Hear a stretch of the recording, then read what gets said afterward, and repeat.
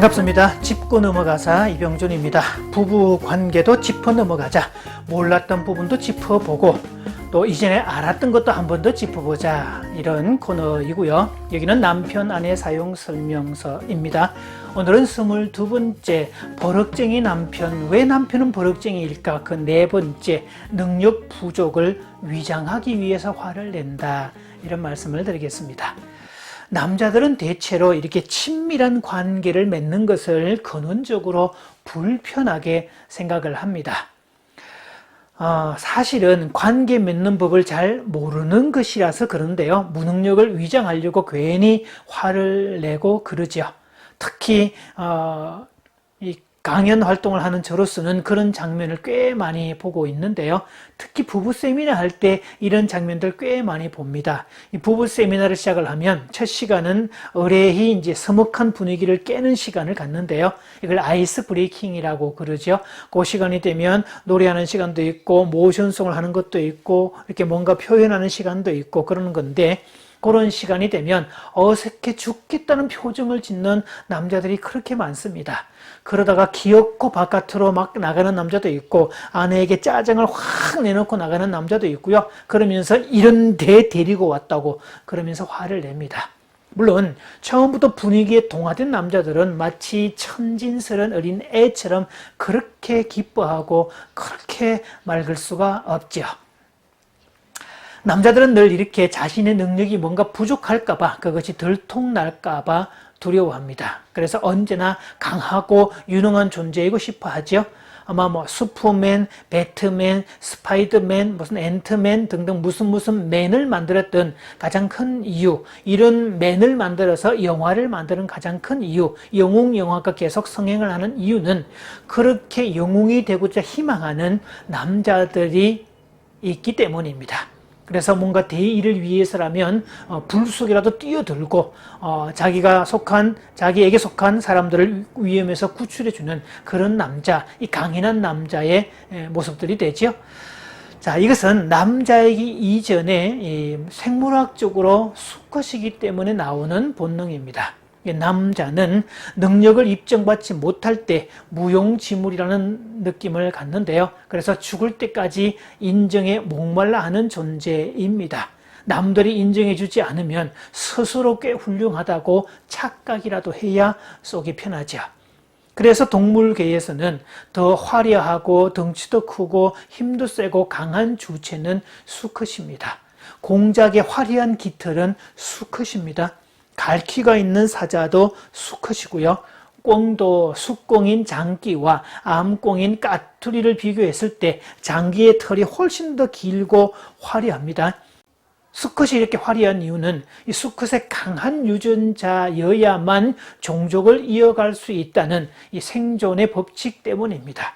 그래서 동물의 세계에서는 강한 수컷만이 짝짓기를 할 수 있는 특권을 갖습니다. 그래서 우두머리 수컷이 된 이 종족, 우두머리 수컷은 끊임없이 밑에서 도전하는 또 다른 수컷들의 어떤 싸움을 받아들여야 되는 그런 것들이 있죠. 그래서 힘이 약하다는 것은 동시에 도태된다는 것을 의미하고, 그것은 수컷으로서는, 남자로서는 죽기보다 싫은 일입니다.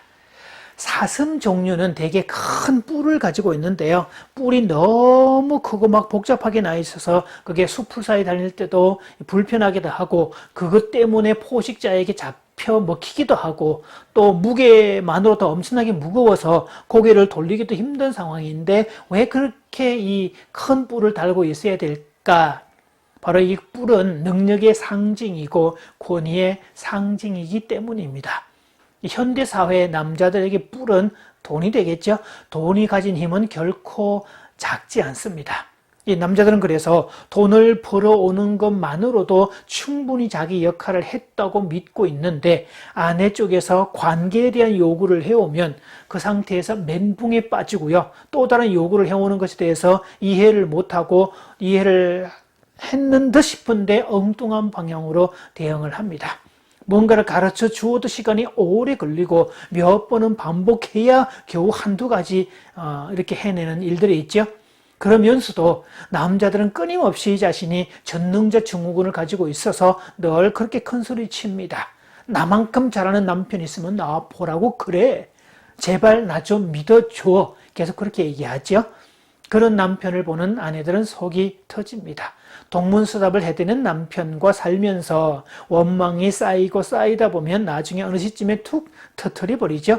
그때 아내는 가출, 별거, 이혼이란 카드를 꺼내드는데 또 자녀들은 또 가출, 반항이라는 카드를 꺼내드는데 그때 남자들은 사실 뭐 도대체 왜 그러는지 모른다는 게 있고 자신이 외면당했다는 데 대해서 자신이 거절당했다는 데 대해서 엄청난 충격 속에 빠집니다.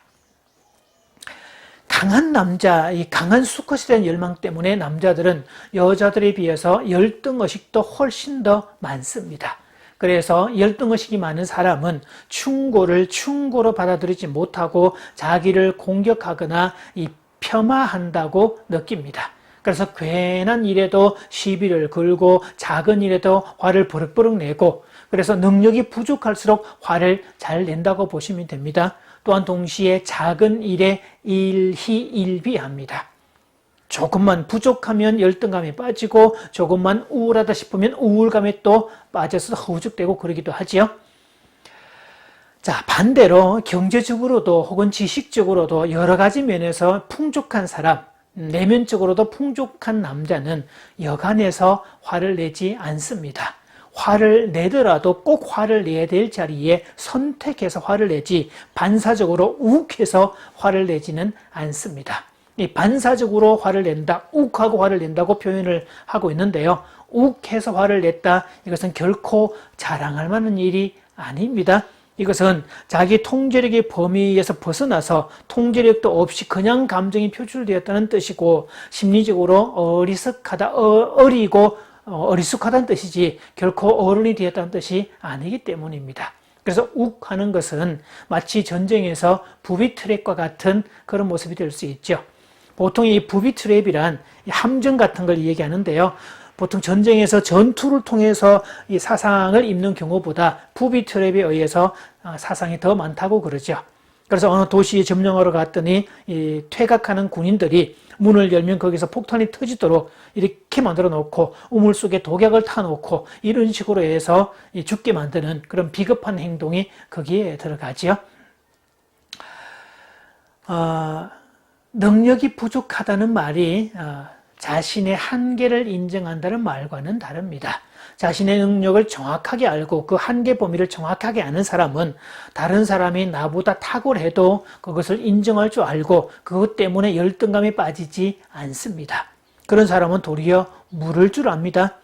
그래서 버럭 남편이 되지 않으려면 자신의 장점과 자신의 단점을 정확하게, 자신이 잘하는 점과 부족한 면이 어딘지를 정확하게 아는 것이 필요하지요. 자, 그래서 뭔가 배우려는 자세를 가진 사람은 어딜 가도 평화로운 사람이 되고 어딜 가도 행복한 사람이 되는 건데요. 아까 서두에 얘기했던 부부 세미나 할 때 아이스 브레이킹 작업할 때 그렇게 남자들이 생전 안 해봤지만 이런 데 왔으니까 한번 해본다, 또 전체 단체가 다 하고 있으니까 나도 해본다 그러면서 생전 안 해본 일도 해봅니다. 그런데 그렇게 표현을 해보니까 보기보다 재미있고 그렇게 표현함으로써 관계가 만들어지고 재미있는 상황들이 만들어지는 걸 보면서 집에 돌아가서 아내와 아이들을 대하는데 훨씬 더 편해진 그런 부분에 조금 더 능숙해진 그런 기술을 배웠다는 남자들도 적지 않습니다. 그래서 관계를 만들어가고 가족끼리 더 행복해지고 소통이 된다는 그런 원리를 배운다는데 굳이 안 배울 이유는 없지 않겠습니까? 그래서 남자들도 배울 것은 배워야 됩니다. 화낼 자리가 아니라 배움의 자리라고 그렇게 인식하셔야 되겠고요. 화낼 자리가 아니라 물어봐야 될 자리라고 받아들여야 되고 화난 표정을 짓는 게 아니라 화난 표정을 지어서 교류할 자리라는 사실을 기억을 해야 됩니다. 자, 오늘은 이 버럭 남편이 되는 네 번째 이유, 남자들은 능력 부족을 위장하기 위해서 화를 낸다는 말씀을 드렸습니다.